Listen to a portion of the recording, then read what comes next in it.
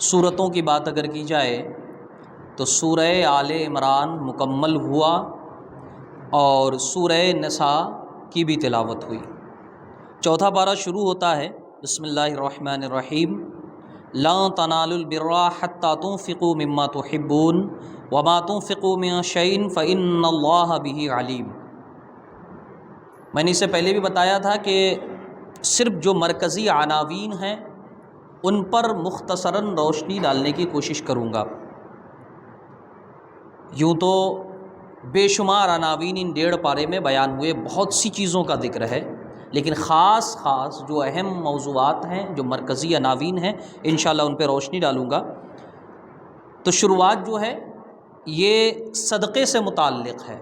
اللہ فرماتا لا تنالوا البر حتى تنفقوا مما تحبون، تم نیکی کی حقیقت کو تب تک نہیں پا سکتے جب تک اپنی پسندیدہ چیز اللہ کی راہ میں خرچ نہ کرو۔ ہم صدقہ کریں یا زکوٰۃ دیں، اچھی چیز جو ہمیں خود پسند آتی ہے ہم اسے اللہ کی راہ میں نکالیں۔ ایک کپڑا پہنتے پہنتے اب وہ سیدھا ہو گیا، 3 سال میں نے پہنا، پہننے کے لائق نہ رہا، اب کسی کو صدقہ کیا ہم نے، تو نیکی کی روح ہم نہیں پا سکتے۔ صدقہ اگر ہمیں کرنا ہے تو وہی جو ہم پہننے والے ہیں یا جو ہمارے پہننے کے لائق ہے وہ ہم کسی کو صدقہ کریں۔ ہم کسی محتاج کو کھانا کھلا رہے ہیں تو ایسا نہیں کہ وہ کھانا کھلائیں جو ہمارے کھانے کے لائق نہیں، وہی کھانا کھلائیں جو ہم کھائیں گے۔ عید کے دن کسی محتاج کو کھانا دیں تو وہی دیں جو عید کے دن ہم اپنے لیے، اپنی اولاد کے لیے پسند کرتے ہیں۔ تو اللہ فرماتا ہے لا تنالوا البر حتى تنفقوا مما تحبون، تم تب تک نیکی کو نہیں پا سکتے جب تک کہ اپنی پسندیدہ چیز اللہ کی راہ میں خرچ نہ کرو۔ تو اس آیت مبارکہ میں اللہ تبارک و تعالیٰ نے صدقے کے بارے میں اور صدقے کی حقیقت سے متعلق ہمیں حکم فرمایا۔ یہیں آگے دنیا کی سب سے پہلی مسجد کے بارے میں گفتگو فرمائی گئی۔ دنیا کی سب سے پہلی مسجد کون سی ہے؟ اللہ فرماتا ہے ان اول بیت وضع للناس للذی ببکۃ مبارک وہدی للعالمین، سب سے پہلا گھر جو لوگوں کے لیے عبادت کی خاطر بنایا گیا یہ وہی ہے جو مکے میں ہے، یعنی خانہ کعبہ۔ سب سے پہلی مسجد دنیا کی روئے زمین پر جو بنائی گئی، جس کا خالص مقصد اللہ کی عبادت ہے، اللہ فرماتا ہے کہ وہ ہے خانہ کعبہ۔ مبارکن، وہ گھر برکت والا ہے، وہ ہدی للعالمین، اور پوری دنیا کے لیے رہبر و رہنما ہے۔ فیہ آیات بینات مقام ابراہیم ومن دخلہ کان آمنا، اللہ تبارک و تعالیٰ فرماتا ہے اس میں بہت سی روشن نشانیاں ہیں اس گھر میں، یعنی خانہ کعبہ میں۔ ان روشن نشانیوں میں سے ایک ہے مقام ابراہیم، حضرت ابراہیم علیہ السلام کے کھڑے ہونے کی جگہ۔ حضرت ابراہیم علیہ السلام نے جب خانہ کعبہ کی تعمیر کی تھی تو آپ جہاں کھڑے ہوئے تھے آپ کے پائے اقدس کے نقش پڑ گئے تھے، آپ کے پاؤں کا نقشہ بن گیا تھا۔ آج بھی وہ خانہ کعبہ سے متصل ایک جگہ، محفوظ جگہ ہے جسے مقام ابراہیم کہتے ہیں۔ اللہ فرماتا ہے کہ خانہ کعبہ میں جو بڑی بڑی نشانیاں ہیں ان میں سے ایک بڑی نشانی مقام ابراہیم ہے، اور دوسری بڑی نشانی اللہ فرماتا ہے ومن دخلہ کان آمنا، اور جو بھی حرم میں داخل ہوگا وہ حفظ و امان میں ہوگا۔ دائرہ حرم میں آپ مچھر بھی نہیں مار سکتے، چینٹی بھی نہیں مار سکتے، ایک درندہ بھی اگر اندر داخل ہو جاتا ہے تو آپ اسے نہیں مار سکتے۔ تو یہ دائرہ حرم ہے۔ اللہ تعالیٰ نے فرمایا اس طرح کی بہت سی نشانیاں ہیں جو وہاں پہ موجود ہے خانہ کعبہ میں یا خانہ کعبہ کے ارد گرد۔ تو اس طریقے سے اللہ تبارک و تعالیٰ نے اس آیت مبارکہ میں خانہ کعبہ کی فضیلت بیان کی۔ اب آگے ہماری فضیلت، ہم جو امت محمدیہ ہیں، ہم کہتے ہیں ہم سب سے بہتر امت ہے۔ اللہ فرماتا ہے کنتم خیر امۃ اخرجت للناس تأمرون بالمعروف وتنہون عن المنکر وتؤمنون باللہ۔ اللہ فرماتا ہے تم سب سے بہترین امت ہو۔ ہم اپنے منہ نہیں کہتے کہ ہم سب سے بہترین امت، اللہ فرماتا ہے کنتم خیر امۃ، تم سب سے بہترین امت ہو، اخرجت للناس، جو لوگوں کے لیے نکالی گئی ہے، تأمرون بالمعروف وتنہون عن المنکر، تم لوگوں کو بھلائی کا حکم دیتے ہو، برائی سے روکتے ہو۔ حدیثوں میں آیا ہے یہ ہماری نشانی ہے، اس امت کی علامت ہے کہ ہم خود نیکی کرتے ہیں، دوسروں کو نیکی کی ترغیب دلاتے ہیں، نیکی کا حکم دیتے ہیں، نیکی کی طرف بلاتے ہیں، اور خود برائی سے بچتے ہیں اور دوسروں کو برائی سے بچنے کے لیے کہتے ہیں۔ اسی کو کہا جاتا ہے قرآن کی اصطلاح میں، شریعت کی اصطلاح میں، امر بالمعروف نہی عن المنکر۔ یہ اسی قرآن کی آیت سے نکلا ہوا ہے، امر بالمعروف نہی عن المنکر، یعنی بھلائی کا حکم دینا اور برائی سے لوگوں کو روکنا۔ تو یہ امت محمدیہ کی علامت ہے، امت محمدیہ کی پہچان ہے۔ ہر مسلمان کے لیے ضروری ہے کہ وہ دوسروں کو بھلائی کا حکم دے اور برائی سے روکے، پہلے تو خود اس پر عمل پیرا ہو، پھر اس کے بعد دوسروں کو بھی اس کی دعوت دے۔ اس کے علاوہ ایک اہم چیز اور ہے، جنگ بدر کا ذکر ہوا ہے آج کی تلاوت میں۔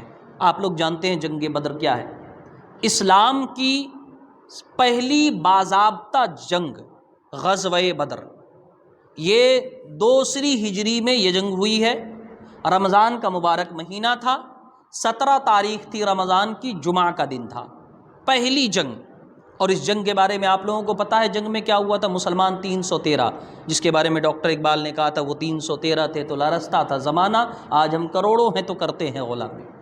مسلمان 313، بعض روایتوں میں آیا ہے 4 یا 5 تلوار، بس اتنے لوگوں میں،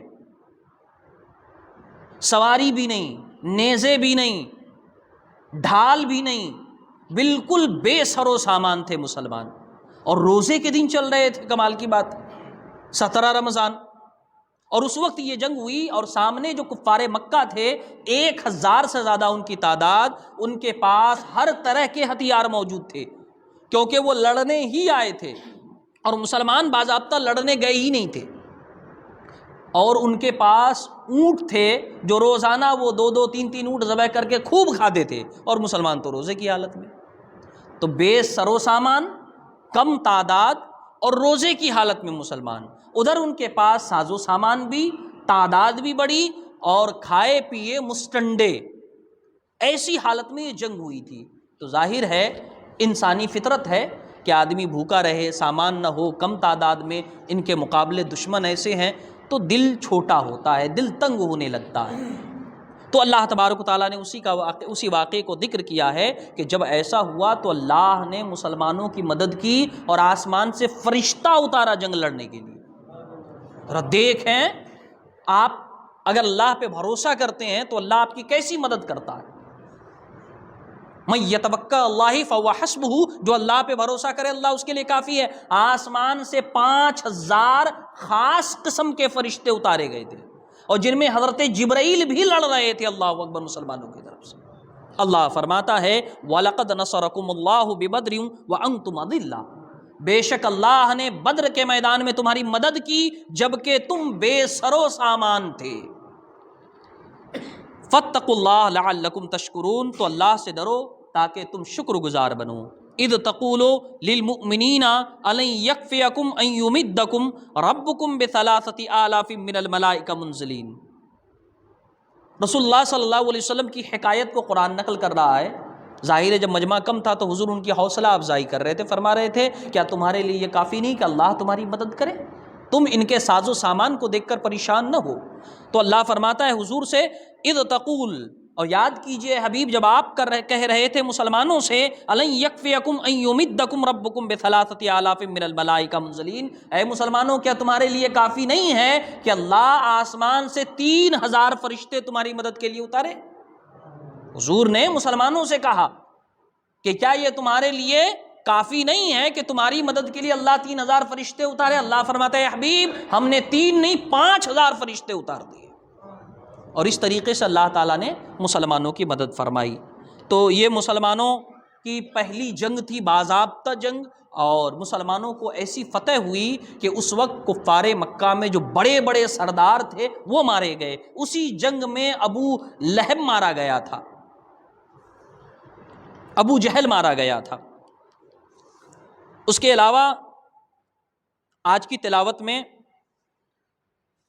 طلاق کا حکم اور خاص کر وراثت کا حکم بھی بیان ہوا ہے۔ اس کے علاوہ اللہ تبارک و تعالیٰ نے جو لوگ اللہ کی راہ میں خرچ کرتے ہیں، خیرات کرتے ہیں، ان کے بارے میں بھی بہت سی فضیلتیں بیان فرمائی ہیں، ان کی حوصلہ افزائی کی ہے، اور انہیں اللہ تبارک و تعالیٰ نے ان کا انعام جو اللہ تعالیٰ کے یہاں ہے، اللہ نے اس کا بھی ذکر فرمایا ہے۔ مسلمانوں کی جا بجا اللہ تعالیٰ نے حوصلہ افزائی کی ہے، اور جو کفار مسلمانوں کو تانے دیتے تھے یا مسلمانوں کو کسی طرح تنگ کرتے تھے، اللہ تبارک و تعالیٰ نے مسلمانوں کی حوصلہ افزائی کی اور ان کی مذمت بھی فرمائی ہے۔ اس طرح کی بھی بہت سی آیتیں آج کی تلاوت میں بیان ہوئیں۔ اس کے علاوہ آج کی آیت میں جو سورہ نساء پڑھی گئی ہے، سورہ نساء میں خاص کر دو چیزوں کا بیان ہوا ہے، ایک تو وراثت کا اور دوسرا بیان ہوا ہے محرمات کا۔ وراثت ہم لوگ جانتے ہیں کہ جب کوئی آدمی مر جائے تو اس وقت کیا ہوتا ہے کہ اس کی جو دولت ہوتی ہے اس کے بچوں میں بانٹی جاتی ہے، تو اس کے لیے اسلام نے ایک قاعدہ متعین کیا ہے، اسی قاعدے کے تحت وہ دولت بانٹی جا سکتی ہے، اور اس قاعدے سے باہر اگر کوئی جائے گا تو وہ بانٹنا اسلامی طور پر بانٹنا نہیں ہوگا۔ تو اس کا جو ایک قاعدہ ہے، اللہ تبارک و تعالیٰ نے اس قاعدے کو تفصیل سے بیان فرمایا ہے سورہ نساء میں، کہ ایک آدمی مر جاتا ہے تو مرنے والے کے بیٹے کو کتنا ملنا ہے، اس کی بیٹی کو کتنا ملنا ہے، بیٹی ایک رہے تو کتنا ملے گا، ایک سے زیادہ ہو تو کتنا ملے گا، بیوی کو کتنا ملے گا، ماں کو کتنا ملے گا، باپ کو کتنا ملے گا، یہ ساری تفصیلات اس صورت میں بیان ہوئی ہے۔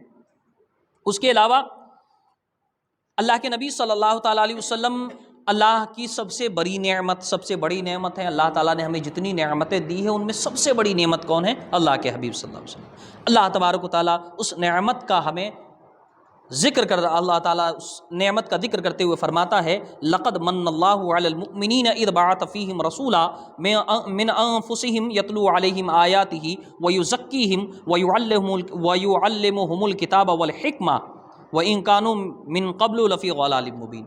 اللہ فرماتا ہے اللہ نے مسلمانوں پر احسان کیا کہ انہی میں سے اللہ نے رسول بھیجا، اپنے حبیب کو ان کے درمیان رسول بنا کر بھیجا، جو ان کے درمیان اللہ کی کتاب کی تلاوت کرتے ہیں، وَيُزَكِّيهِمْ انہیں پاک صاف کرتے ہیں، وَيُعَلِّمُهُمُ الْكِتَابَ وَالْحِكْمَةَ اور اللہ انہیں کتاب اور حکمت سکھاتے ہیں۔ تو اللہ تبارک و تعالیٰ نے ان کا بھی ذکر فرمایا۔ اس کے علاوہ ایک اہم چیز اور بیان ہوئی ہے آج، وہ ہے ان لوگوں کے بارے میں جنہیں اللہ نے دولت دی ہے اور وہ بخیل بنتے ہیں، مطلب اپنی دولت سے زکوٰۃ نہیں نکالتے یا اپنی دولت اللہ کی راہ میں خرچ نہیں کرتے۔ اللہ تبارک و تعالیٰ فرماتا ہے وَلَا يَحْسَبَنَّ الَّذِينَ يَبْخَلُونَ بِمَا آتَاهُمُ اللَّهُ مِنْ فَضْلِهِ هُوَ خَيْرًا لَهُمْ بَلْ هُوَ شَرٌّ لَهُمْ سَيُطَوَّقُونَ مَا بَخِلُوا بِهِ يَوْمَ الْقِيَامَةِ۔ اللہ فرماتا ہے وہ لوگ جو اللہ کی دی ہوئی دولت میں بخالت کرتے ہیں، وہ اپنی اس بخالت کو بہتر نہ سمجھیں بلکہ یہ ان کے لیے نقصان دہ ہے۔ اللہ نے دولت دی اور بخالت کرنے کا مطلب یہ ہے کہ وہ دولت اللہ کی راہ میں خرچ نہیں کرتے، اس سے ٹھیک زکوٰۃ نہیں نکالتے، صدقہ نہیں نکالتے یا فطرہ نہیں دیتے، یا جو بھی حقوق اللہ تعالیٰ نے دولت میں متعین کیے ہیں وہ حقوق آدمی ادا نہیں کرتا۔ تو اللہ فرماتا ہے کہ وہ اگر یہ سمجھتا ہے کہ میں دولت خرچ نہیں کرتا تو یہ میرے لیے بہتر ہے، میری دولت زیادہ ہو رہی ہے، اللہ فرماتا نہیں، غلط ہے وہ۔ اللہ تبارک و تعالیٰ فرماتا ہے کہ یہ ان کے لیے بہتر نہیں ہے، بل ہوا شر لہم، بلکہ یہ ان کے لیے برا ہے۔ برا کیسے ہے؟ سَيُطَوَّقُونَ مَا بَخِلُوا بِهِ يَوْمَ الْقِيَامَةِ، قیامت کے دن عنقریب جس مال میں وہ بخالت کرتے ہیں اس مال کو طوق بنا کر ان کے گلے میں ڈال دیا جائے گا۔ حدیثوں میں آیا ہے جو زمین کا حق نہیں ادا کرتا زمین اس کے لیے طوق بنا دی جائے گی، سونے چاندی والوں کے گلے میں سونے چاندی کا طوق پہنایا جائے گا، ان کی دولت ایک اژدہا بن کے بار بار ان کے منہ کو نگلے گی اور کہے گی میں تیرا مال ہوں، میں تیری دولت ہوں۔ تو اللہ فرماتا ہے کہ جنہیں دولت دی گئی اور وہ لوگ اپنی دولت میں بخالت کرتے ہیں اور یہ سمجھتے ہیں کہ یہ ان کے لیے بہتر ہے، تو ہرگز ایسا نہیں ہے، یہ ان کے لیے بہتر نہیں بلکہ یہ ان کے لیے برا ہے۔ اخیر میں اللہ تبارک و تعالیٰ نے محرمات کا ذکر فرمایا ہے۔ ہمارے ہاں عام لفظ بولا جاتا محرم، نامحرم، غیر محرم۔ مطلب کیا ہے اس کا؟